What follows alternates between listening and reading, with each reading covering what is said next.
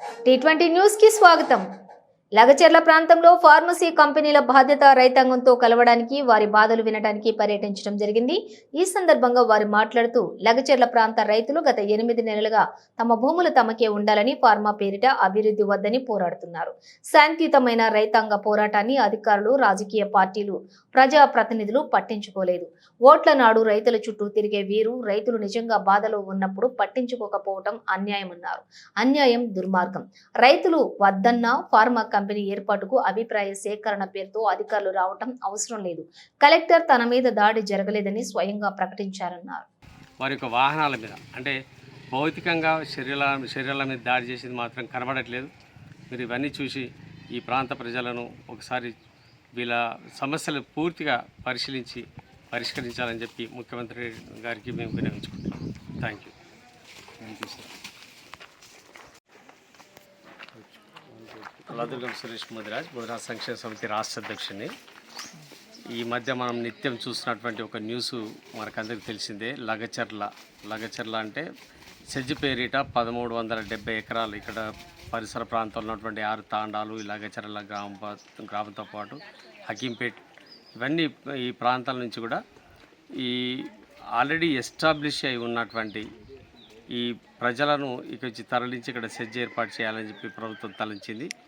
ఆ తలంపులో భాగంగా ఒక యువకుడు, సురేష్ రాజ్ అనేటువంటి యువకుడు, కలెక్టర్ గారిని మభ్యపెట్టి ఇక్కడ తీసుకొచ్చారని చెప్పి ఒక నెపం వేయడం జరిగింది. ఇప్పుడు ఆయన సురేష్ వాళ్ళ ఇల్లు కనబడుతుంది, మనకు తాళం వేసి ఉంది. వాళ్ళ ఇంట్లో కూడా ఇప్పుడు ఎవరు లేరు. వాళ్ళంతా కూడా ఇప్పుడు ప్రభుత్వ ఆధీనంలో ఉండి వాళ్ళు ఇప్పుడు ఆ బాబును కొరకు గాలిస్తూ ఉన్నారు. వాళ్ళ ఇంటి వాళ్ళను కూడా చాలా హింసిస్తున్నారు అన్నది తెలిసింది. అంటే ఒక ముదిరాజు బిడ్డ అయినందుకు ఈ గ్రామంలో అత్యధికులు ముదిరాజు కుటుంబాలు ఉన్నాయి. ఒక్క యువకుని భయపెడితే మిగతా ముదిరాజు వాళ్ళందరూ కూడా భయపడతారనేది కావచ్చు ప్రభుత్వం యొక్క ఉద్దేశం అయి ఉంటుంది. ఆ రోజు సురేష్ చెప్పింది ఏంది, కలెక్టర్ గారు మీరు ఇక్కడ ఎందుకున్నారో అక్కడ ప్రజలంతా అక్కడ ఉన్నారు అని చెప్పడం జరిగింది. కలెక్టర్ గారు కూడా పరిస్థితులు తెలుసుకోవాలి. ఎందుకంటే భూములు పోతున్నాయని చెప్పి ఇంతకుముందు గతంలోనే ఈ ప్రాంతంలో మెడికల్ కాలేజ్ విషయంలో చాలా గొడవలు జరిగినాయి. చాలామంది బాధపడ్డారు, చాలా పోరాడి విఫలయత్నం చేసి ఇప్పుడు వాళ్ళందరూ భూములు లాక్కోవడం జరిగింది. అదే బాధతో ఈ ప్రాంత ప్రజలు కూడా ఆ విషయాలు తెలుసుకొని భూములు పోతే ఎవరికైనా సహజంగానే తెలుస్తుంది. ఇంత గ్రామంలో మంచి పంటలు ఉన్నాయి, మంచి ఇండ్లు కట్టుకొని వాళ్ళు హాయిగా ప్రశాంతంగా మన రాజధానికి దూరంగా ప్రశాంతంగా బతుకుతున్నటువంటి ఈ ప్రజల లోపల ఒక అలజడి అనేది సెజ్ పేరిట సృష్టించడం జరిగింది.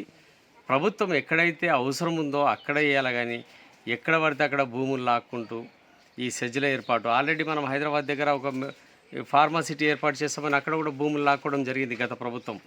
ఆ ప్రాంతంలో ఇంకా అక్కడ ఫార్మాసిటీ రాలేదు, ఏది రాలేదు, మళ్ళీ ఇక్కడ కొత్త ఫార్మాసిటీ.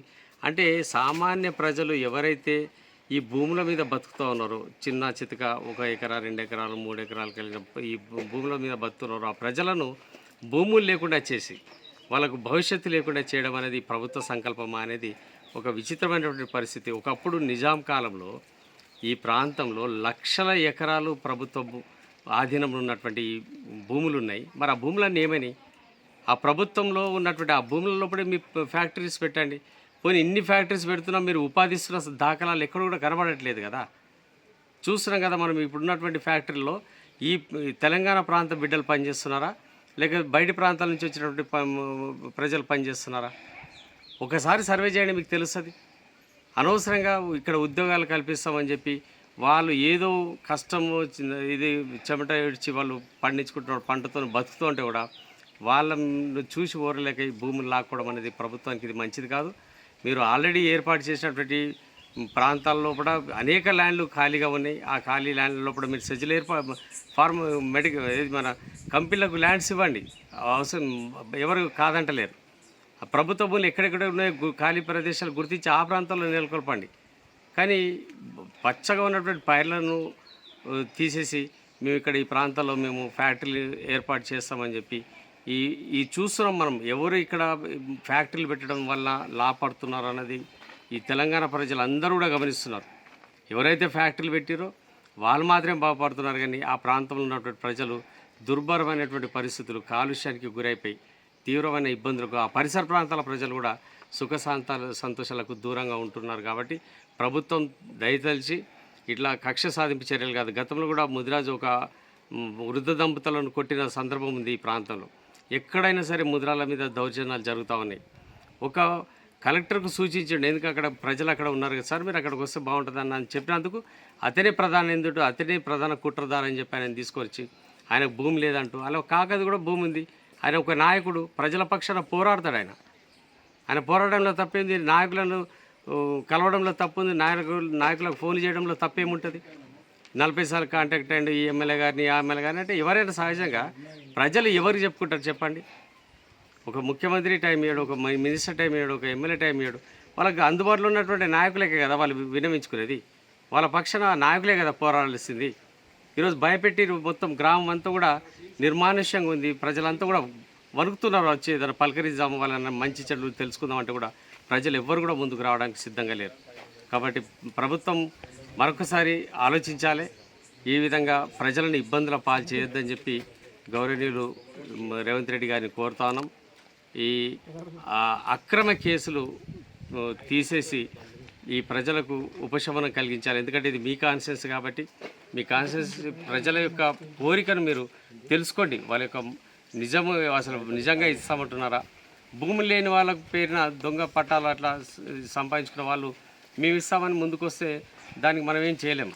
ఎందుకంటే ఉన్న భూమి కొంత అయితే పట్టాలనేవి అవన్నిటి తీసి ఒకసారి సర్వే చేయించి చూడండి, మీకు నిజంగా భూమి ఉందా లేదా వాళ్ళకు, అక్కడ ఆ ప్రాంతంలో అంత భూమి ఉందా లేదా. 70 ఎకరాలు ఉంటే 100 ఎకరాలు చేసి చూపిస్తున్నారు.